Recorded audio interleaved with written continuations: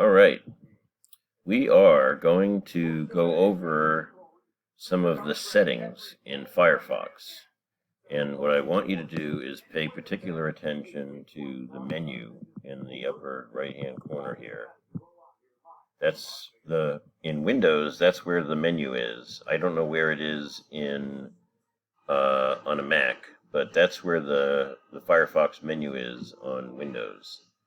And what you want to do is click there and then go down to history and see if you can find anything in recently closed tabs or recently closed windows.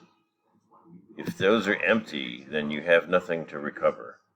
If you go into settings all the way down here and on the general tab, make sure that open previous windows and tabs is checked off.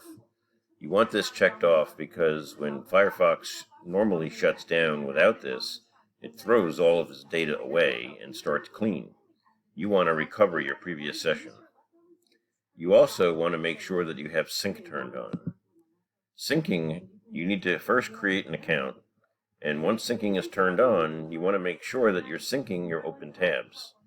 If you uninstall Firefox or it gets reset or you go to the Apple Store and they screw around with your Firefox, you can reset it back to the beginning by having the syncing function on your tabs recorded for prosperity.